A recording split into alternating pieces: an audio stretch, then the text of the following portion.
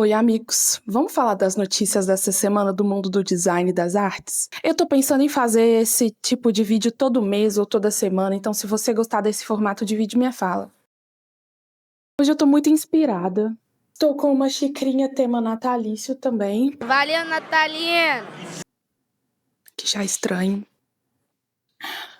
Espero que meu cabelinho esteja bonitinho. Então seja muito bem-vinda, muito bem-vindo. Eu sou a Júlia, sou arquiteta. Precisamos dar um nome para essa série. Bota aqui nos comentários que nome você daria para essa série de notícias da semana. Me ajuda. Vamos começar pela Pantone. Pantone elege Cloud Dancer como a cor do ano. Para dar um contexto, a Pantone é uma empresa que é especializada em cores e as paletas da Pantone são muito usadas no mundo do design por arquitetos, design gráfico, design de interiores e pipipi popopó, porque é uma forma de padronizar o uso das cores, né? Padronizar os códigos, etc. A Pantone se tornou uma referência muito grande quando ela passou a eleger a cor do ano. Eles fazem uma análise social, análise de tendência e falam qual que é a cor que vai ditar a tendência aquele ano. E, além disso, a Pantone ela tem muita influência na indústria, né? Ela tem muita influência nas tendências que vão vir por ano, porque muitas vezes vários produtos com a cor do ano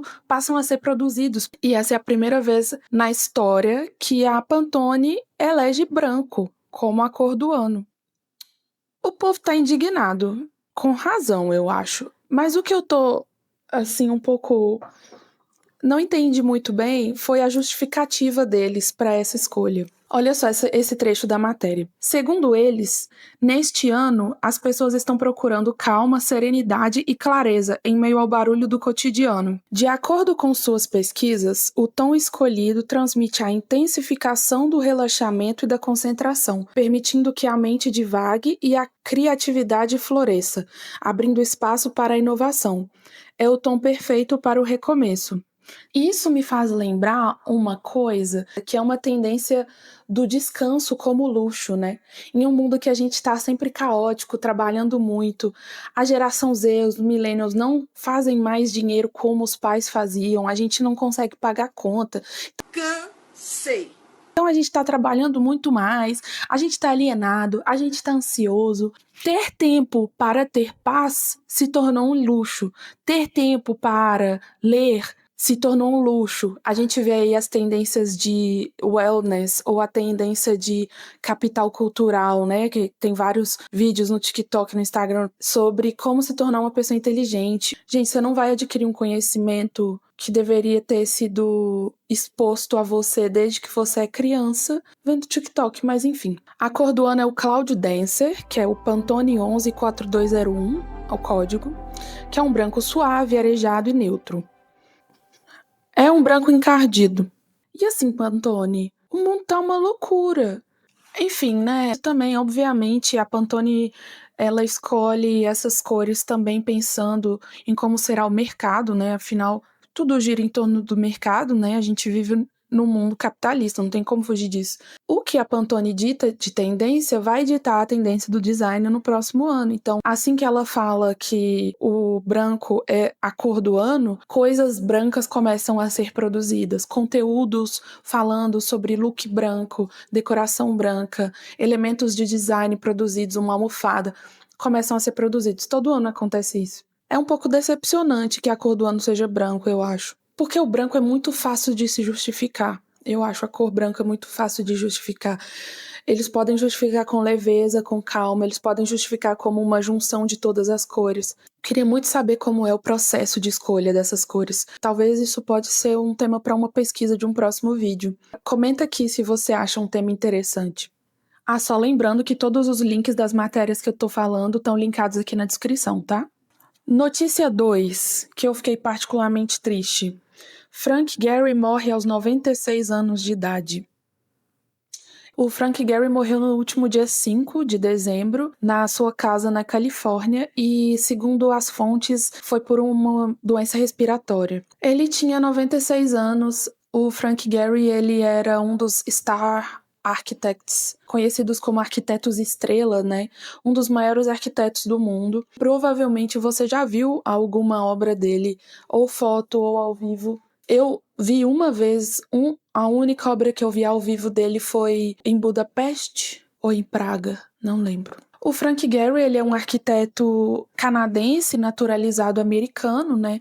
Ele era um dos mais conhecidos do mundo. E o projeto mais famoso dele foi o Museu Guggenheim, em Bilbao, que fica na Espanha. Também em Los Angeles, o Walt Disney Concert Hall. Um que tá salvo na minha lista de lugares para visitar, que é o Vitra Museum, que fica na Alemanha. E um bem curioso que eu não conhecia, que é o Fish Dance, no Japão. O Frank Gehry, ele venceu o prêmio Pritzker em 1989 e ele é um dos arquitetos mais conhecidos do desconstrutivismo, que é um tipo de arquitetura pós-moderna que ganhou muita força nos anos 80. Também é um tema que pode ter um vídeo dedicado só para ele. Agora a notícia mais esperada desse vídeo, pelo menos para mim.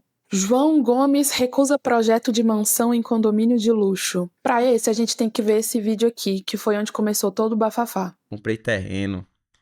Aí, na hora de fazer a casa, não deu certo. Porque as casas que eu achava bonitas eram aquelas casas aquelas casas de sertão mesmo, os casarão grandão, de alpendre, não sei o quê. E ninguém queria fazer essas casas no Alphaville, de alpendre, essas casas. No condomínio chique, né? Aí eu queria só fazer as casas quadradas, com todo respeito, assim, aos arquitetos, assim. Mas essas casas quadradas não, você tá ligado? Aí esse cara não tá sabendo não fazer a casa do jeito que eu quero. Aí, poxa, tive que pagar o arquiteto, aí paguei o terreno, tá lá até hoje, quiser comprar, velho. Terrenãozão que eu tenho, é dois, um do lado do outro e... Aí a mulher não quis fazer não, que não queria fazer nossa casinha de campo. Agora, nos últimos dias foram divulgadas as imagens dessa casa. E assim, eu não tô aqui para julgar a qualidade da casa ou não, mas essa coisa de arquitetura de condomínio, né, é um assunto que já permeia a arquitetura há muito tempo. Casas que parecem clínicas já são piada há muito tempo. E é triste, né, que a arquitetura se torne isso. Eu acho que tem muitos fatores. Não tem como a gente simplesmente bater um martelo do que está acontecendo com a arquitetura residencial. É um pouco triste, né, ver uma arquitetura em que o sentir-se em um lar não é tão levado em consideração, né? Que muitas vezes seguir uma tendência se torna mais importante do que seguir as vontades do cliente. E eu achei interessante que, nesse caso, o João Gomes, ele sabia o que ele queria, sabe? Ele queria uma casa de sertão. Pareceu muito claro, né? E eu acho isso muito bonito também, de você querer ir um pouco contra aquela maré das casas de vidro verde e saber o que você quer e não negar suas raízes. O quanto a arquitetura tem se tornado uma coisa homogênea, sabe? A gente vê coisas iguais, casas iguais. Por isso, arquitetos como Frank Gehry vão fazer tanta falta e esperamos que... Desligou de novo. Esperamos que novos arquitetos com cabeças muito mais desafiadoras surjam.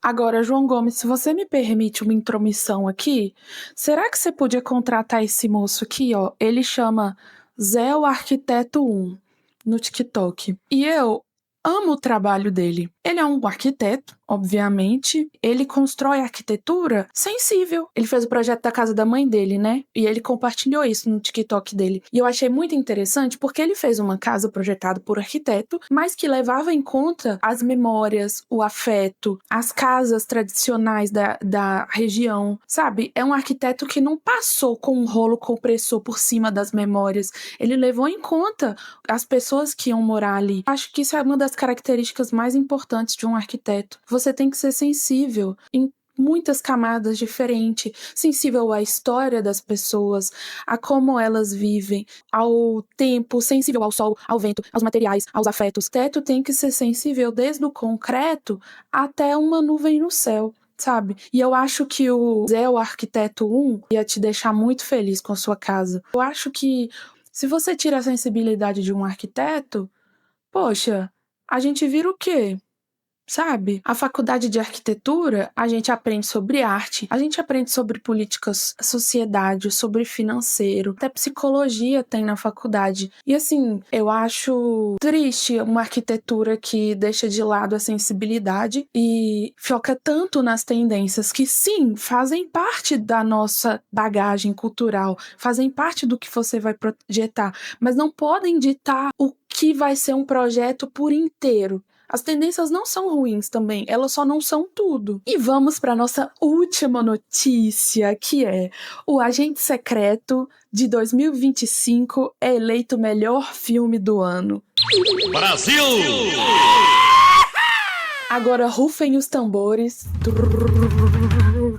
porque temos o Brasil como o melhor filme do ano, O Agente Secreto. As indicações de Wagner Moura e do longa O Agente Secreto ao Globo de Ouro 2026 já somam recordes. É a primeira vez que um filme brasileiro tem 3 indicações: melhor filme de drama, melhor filme em língua não inglesa e melhor ator em drama. A gente já teve outros filmes, né, que disputaram na categoria de filme estrangeiro, mas de drama é a primeira vez que a gente tem Brasil lá.